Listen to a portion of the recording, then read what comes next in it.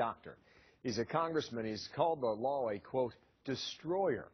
Out of Georgia, Paul Brown's a member of the Republican Doctors Caucus. And, sir, welcome back here to America's Thanks, Bill. Newsroom. Glad to be with you. I want to make this clear. You were not inside for the arguments. Neither were we. And so we're trying to read between the lines here and try and figure out what's going on. What is your best guess as to what they're not ready to do? Well, they should know by tomorrow night. Hopefully we'll have some idea very soon what they're going to do, because if they rule that the individual mandate is constitutional, it will be disastrous for America. All right. Why do you say by tomorrow night? Well, that's when they're going to meet today and tomorrow, and they're going to have some idea. Then they're going to go through the machinations of putting all this together in their ruling. So when we get some idea of how they're going to rule remains to be seen. It may be all the way till June before we get that. But the justices, the 9 justices, should know by tomorrow night. So they take an initial vote, so they know among themselves kind of where they stand, and they're going to deliberate among themselves for the next 2 or 3 months, if necessary, to convince others to before they reach their final verdict. 2 things that strike me. Judge Scalia, it is unrealistic, he says, for the court to go through this enormous bill item by item. And that Judge Kennedy suggested that they may lack the competence to pick and choose what parts of the law stay. Now, is it their job to figure out what is possible in the end?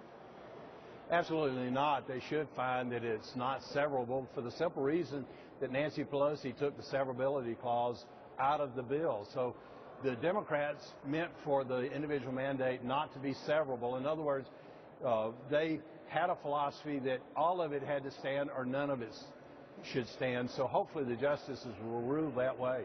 Well, there seems to be a scramble underway.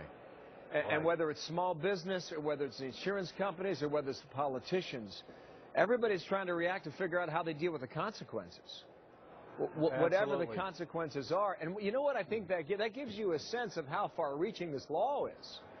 And some are making the argument that the country is frozen in time trying to figure out which direction is next. Do you get that sense? Oh, absolutely. I talk to businessmen and women in my district, and they have no idea how to respond to this. And in fact, ObamaCare is already destroying our economy and already destroying jobs here in this country. It must be overturned and replaced with something like my Patient Option Act. Tell me about that. It's 51 pages in length. What does that do, sir? Well, the Patient Option Act will make health care cheaper for everyone. It will make all Americans it will provide coverage for all Americans, and it will save Medicare from going broke. And where's the state of that at the moment? Well, it's been introduced. We're getting co-sponsors now and trying to promote it. Actually, FreedomWorks has endorsed it. They have said that it's the best alternative to ObamaCare. It's the best. But how much support? How much support do you have for that now? Well, Bill, we're growing support. We just introduced it last week, and so it's just in the early stages. And if ObamaCare is found to be unconstitutional, we must have something to replace ObamaCare with, because we've got to lower the cost for all Americans, and my bill will do just that. It will make health care cheaper for all Americans. It will provide coverage for everyone, and it will save Medicare. And so we've got to have a repeal and replace bill, and that's what mine is. We'll see if they go to bill out there. We'll see if they literally go to your option then next. Paul Broun, thank you. A Republican out of Georgia. 18 minutes. God bless you. All right.